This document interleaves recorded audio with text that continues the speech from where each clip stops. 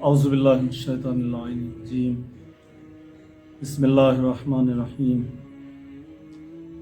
الحمدللہ رب العالمین والصلاة والسلام علی اشرف الانبیاء والمرسلین بسم اللہ الرحمن الرحیم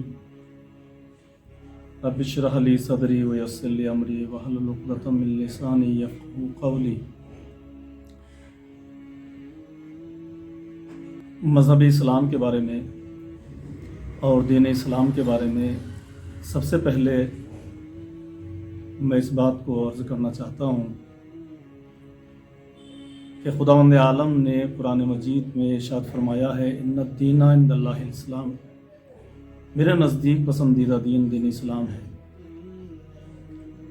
اسلام بنا ہے سلامتی سے، اور سلامتی یعنی امن و امان، یعنی بھائی چارہ۔ سماج میں رہنے کا طریقہ اور سلیقہ یہ ہے کہ جیو اور جینے دو۔ لہذا اسلام کا مطلب یہ قطعی طور پہ نہیں ہے کہ کسی پہ ظلم کرنا، کسی کے ساتھ جو ہے وہ بدنیتی سے عمل انجام دینا، کسی کے ساتھ ناانصافی کرنا، یہ قطعی طور پہ اسلام کا مطلب نہیں ہے۔ دنیا جہان میں حالانکہ اسلام کی شکل و صورت اپنانے کے بعد، مسلمان کی شکل و صورت اپنانے کے بعد میں لوگ ایسا کرتے ہیں یہ سمجھ کے کہ ہم اسلام کے پیروکار ہیں، لیکن وہ ٹھیکیدار نہیں ہے۔ اسلام وہ نہیں ہے کہ جو لوگ کہتے ہیں، اسلام وہ ہے کہ جو اللہ نے بتایا، اسلام وہ ہے کہ جو اللہ کے نبی اور اللہ کے بھیجے ہوئے انبیاء نے بتایا ہے، وہ اسلام ہے۔ جو قرآن مجید میں لکھا گیا ہے وہ اسلام ہے۔ اسلام بھائی چارہ چاہتا ہے، اسلام یکجہتی چاہتا ہے، اسلام امن و امان چاہتا ہے۔ اسلام یہ چاہتا ہے کہ اگر آپ کے محلے میں اور آپ کے پڑوس میں کوئی ایک انسان مر جائے تو اللہ یہ نہیں پوچھے گا اس کا مذہب کیا تھا، اللہ یہ پوچھے گا کہ وہ انسان غریب تھا، بھوکا تھا، بھوک کی وجہ سے مر گیا ہے، لہذا تم نے اس کا خیال کیوں نہیں رکھا۔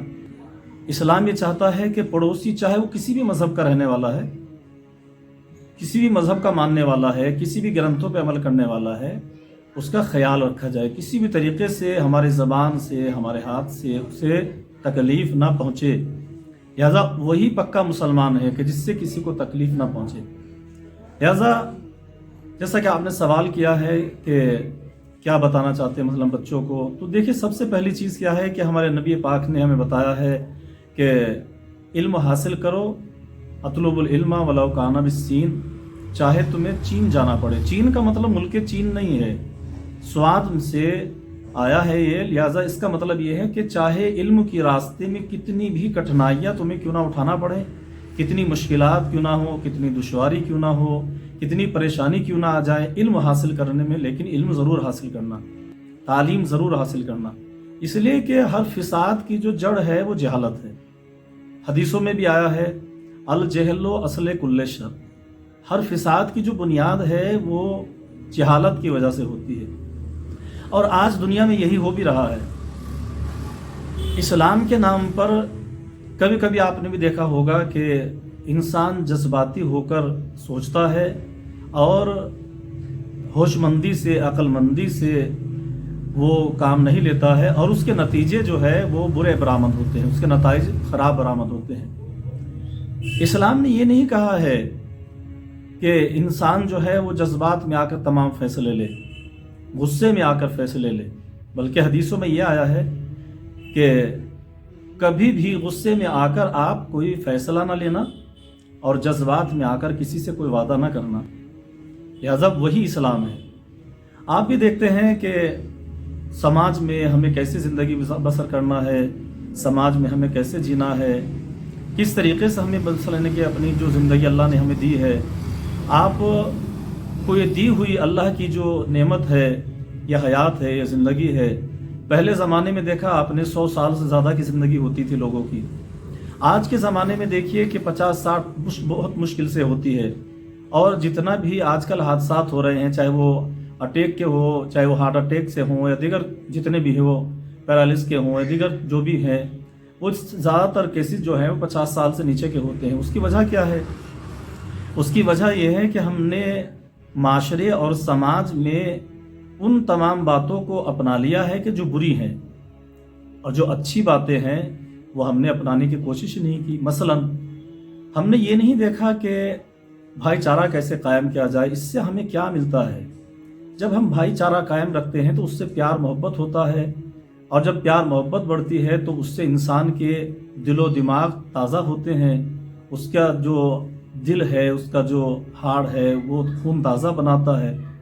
और ये बात हकीकत भी है कि इंसान मोहब्बत से ही जो है वो ज़्यादा मसलन के ज़िंदगी बसर करता है। जिस तरीके से अगर इंसान को गुस्सा आता, बहुत ज़्यादा गुस्सा आता है और बहुत ज़्यादा जो है वो टेंशन लेता है, तो टेंशन में क्या होता है, इंसान का खून सूखता है, इंसान की जो मांसपेशियां हैं वो मसलन के तनाव में रहती हैं, इंसान के आसाब तनाव में रहते हैं।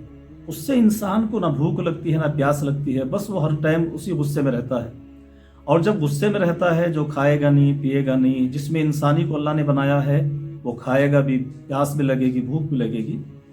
तो लिहाजा जब ये खाए पिएगा, अच्छी सेहत बनेगी, चले फिरेगा, लोगों से मिलेगा, ताल्लुकात बढ़ेंगे, तो उससे इंसान की जो है वो तवानाई, ताकत, उम्र, एज उसकी ज़्यादा होगी।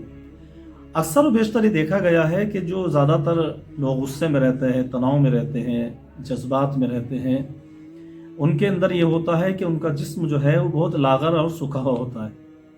लेकिन जो ज़्यादा टेंशन नहीं लेते वो ज़्यादा तंदुरुस्त होते हैं। उसकी वजह ये होती है कि इंसान एकदम माइंड फ्री होकर माशरे में ज़िंदगी बसर करता है। वो किसी भी मज़हब का रहने वाला है, वो किसी भी मतलब जगह का रहने वाला है, किसी भी मज़हब का मानने वाला है, हर एक से हाय हेलो करके चलेगा, हर एक से जो है वो उसकी खैरियत पूछेगा, हर एक से बात करेगा। तो इससे ये होगा कि वो इंसान, कभी कभी ये भी होगा कि किसी की मदद कर दी, किसी गरीब को सहारा दे दिया, तो उसके दिल से ढेरों दुआएं निकलेंगी। यही दुआएं जो है उसके लाइफ के लिए काम आएंगी। लिहाजा हमें माशरे में और समाज में रहने के लिए बहुत सी चीज़ों का हमें ख्याल रखना है। लिहाजा उसमें चंद चीज़ें जो है ना बहुत अहम हैं। मैं मुख्तसरन बात को आपकी खिदमत में अर्ज़ करूँ। देखिए, ज़्यादातर हम इस्लाम के नाम पर नमाज, रोज़ा, हज, ज़कात ये वगैरह सारी चीज़ें लेते हैं। देखिए, हर मज़हब में, चाहे वो कोई भी मज़हब है, हिंदू है, मुस्लिम है, सिख है, ईसाई है, कोई भी मज़हब है, किसी भी जगह का वो रहने वाला है, किसी भी मज़हब का पालने वाला है, उसे उसका मज़हब बहुत अजीज़ होता है, बहुत प्यारा होता है, और होना भी चाहिए। हर इंसान को अपने मज़हब से मोहब्बत रखना चाहिए, हर इंसान को अपने मज़हब के बारे में मालूमात हासिल करना चाहिए, उसकी कदर करना चाहिए, उस पर अमल भी करना चाहिए, और जब वक्त पड़े तो उस पर उसका दिफा और उसका जो है उसके ख़िलाफ़ अगर कोई बात हो रही है तो उस पर खुद खामोश ना रहे बल्कि उसका दिफा भी करे। तो ये बहुत अच्छी चीज़ है। लेकिन उसके ही साथ साथ एक तो इस्लाम ने हमें ये सिखाया है कि हम किसी को भी, चाहे वो किसी भी मज़हब का मानने वाला है, हम उसको बुरा भला नहीं कह सकते हैं। हर इंसान को अपना मज़हब प्यारा है, और हमारे बुज़ुर्ग मराज इज़ाम रहबर मुअज़्ज़म सैयद अली ख़ामनई साहिब ज़ौल्ला, मरजा तक़लीद सैयद अली साहिब ज़ौल्ला ने भी हमें बताया है कि तमाम मज़ाहिब के मुक़द्दसात का एहतराम करना चाहिए।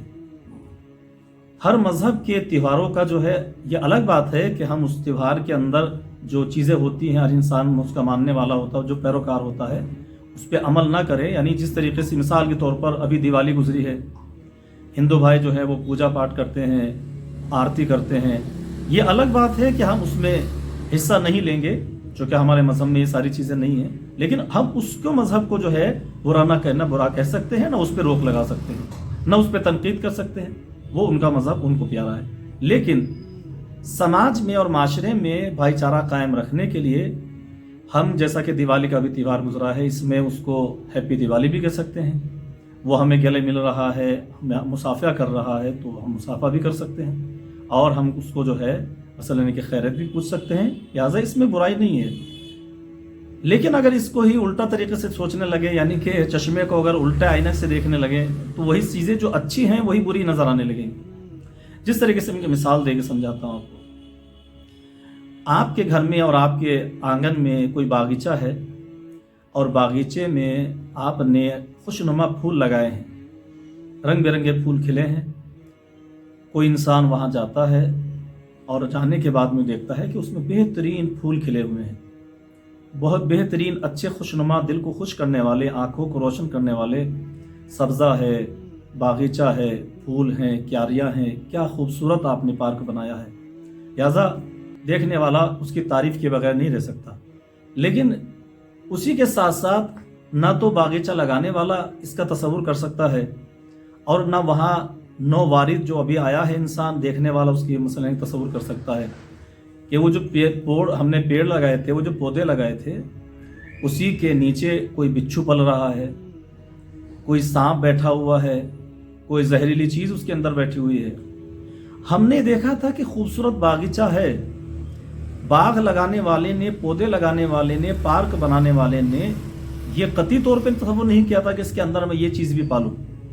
اگر اس کے اندر سے یہ چیزیں نکل آئیں تو اس میں نہ گھر والے کا مثلا نہیں کہ کوئی خطا ہے، نہ باغیچہ لگانے والے کی کوئی قصور ہے، نہ ہی اس میں پارک میں پودے لگانے والے کی کوئی غلطی ہے، بلکہ یہ تو جو ہے قدرتی طور پہ چونکہ جانور اللہ نے بنائے ہیں، یہ تو آ گئے ہیں قدرتی کہیں سے بھی چل کے۔